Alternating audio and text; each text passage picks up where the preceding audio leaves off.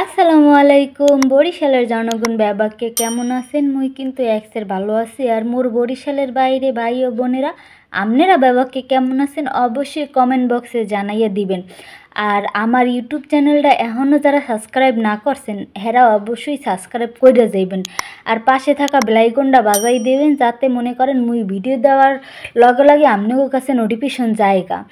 আর যদি যায় লগে লগে যেহেতু ভিডিওটা দেখতে পারেন। আর লাইক কমেন্ট করে অবশ্যই মোর পাশে থাকবেন। কি জানেন যে মুই ইন্ডিয়ার তামিলনাড়ুতে আছি। আর মুই তামিলনাড়ুতে আছি যেহেতু এই জায়গার কিছু কিছু জিনিস মনে করেন মুই দেখতে যাই মাঝে মাঝে। তাই এতদিন কোনো ভিডিও টিডিও করি নেই, এখন নতুন করে ভিডিও শুরু করছি আপনাদের লইগা।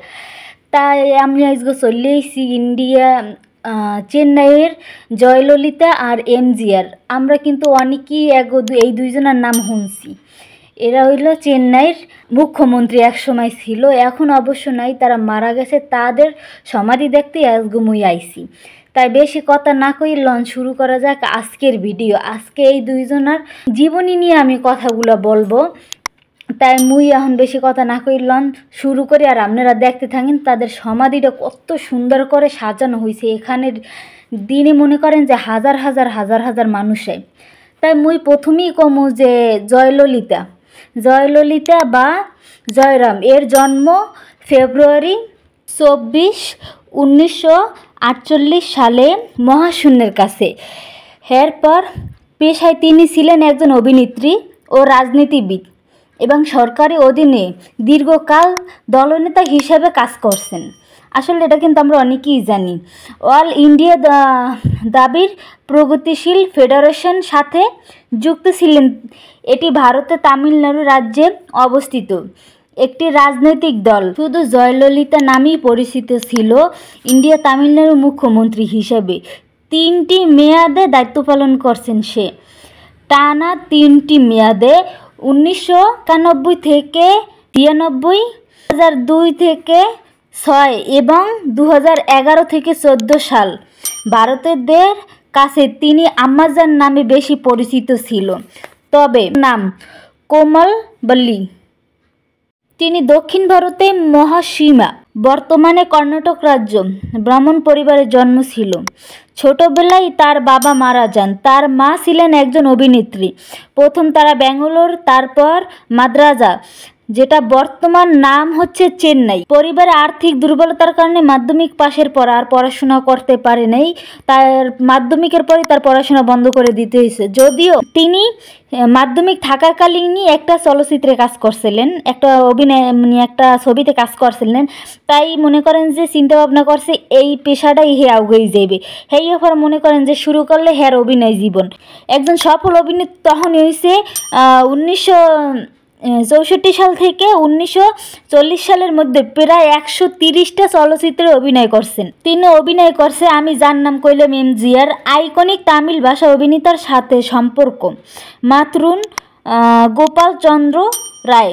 জনপ্রিয় নাম হয়েছে যে এমজিআর। 17 জানুয়ারি 1917 সালে তার জন্ম। এমজিআরও একজন রাজনীতিবিদ ছিল, হ্যাঁ কিন্তু একজন অভিনেতাও ছিল। অভিনেতার পাশাপাশি কিন্তু রাজনীতিও করতে। হ্যাঁ দুজনে মনে করেন সমানতালে রাজনীতি করে গেছে একই সাথে। 1972 সালে একাডেমি প্রতিষ্ঠা করছিল। এমজিআর 1977 সাল থেকে 1987 সাল পর্যন্ত তামিলনাড়ুতে মুখ্যমন্ত্রী ছিল। তবে তার দুজনই রাজনৈতিকভাবে কতটা পারদর্শী ছিল এটা কিন্তু জানা যায়নি। তবে 1982 সালে এমজিআর এডিএম একটা রাজনৈতিক দল মানে সংস্থার নাম, ওখানে যোগ দেওয়ার পরে তাদের অনেক উন্নত হয়েছে এইটা জানা গেছে। 1983 সালে দলের প্রচার সম্পাদক করা হয় তাকে। 1 বছরের ভিতরে ভারতের সংসদে উচ্চ পদে আসন তার কাছে ছিল একটা। 1987 সালে শেষ দিকে মৃত্যু হয় তার। এমজিআর এর মৃত্যুর পর দায়িত্ব নেওয়া হয় তার স্ত্রীর কাছে। তার স্ত্রীর নাম ছিল জোনাকি রামচন্দ্র। সে কিন্তু দায়িত্ব পালন করে। তারপরে জয়ললিতার সাথে তার অনেক বড় একটা প্রতিদ্বন্দ্বিতা হইয়া যায়। তারপরে কয়েক বছর যাওয়ার পরে দুই দল আবার এক হইয়া যায়। এক হইয়া যাওয়ার পরে জোনাকি রামচন্দ্র সে দল ছেড়ে দেয়। দল ছেড়ে দিয়ে সে চলে যায়। তারপরে জয়ললিতা দলের নেতৃত্ব দেওয়া শুরু করে। আর তখন থেকে সে কিন্তু ইন্ডিয়া অনেক জায়গায় অনেক ভালো ভালো কাজ করেছে। বিশেষ করে তামিলনাড়ুতে আরও বেশি ভালো ভালো কাজ করেছে। তার কাজের প্রশংসা কিন্তু এখনও অনেক জায়গায় ছড়িয়ে আছে। আর তার নাম কিন্তু সবাই জানে, এক নামে যারা চিনে সবাই, আম্মাজান। এরপর তো একের পর এক মনে করেন যে ভালো ভালো কাজ করে গেছে। তার কাজের সুনামের কোনো শেষ নেই। তামিলনাড়ুতে আসলে মনে করে বোঝা যাইব। এরপর 5 ডিসেম্বর 2016 সালে চেন্নাইতে 68 বছর বয়সে সে মারা যায়। তবে তার সুনাম কিন্তু অনেক আছে। এর ভিতরে কিন্তু এমজিআরের সাথে তার একটা সম্পর্ক ছিল, কিন্তু এই সম্পর্কটা মনে করেন যে পরবর্তীতে সব ঠিক হয়ে যায়।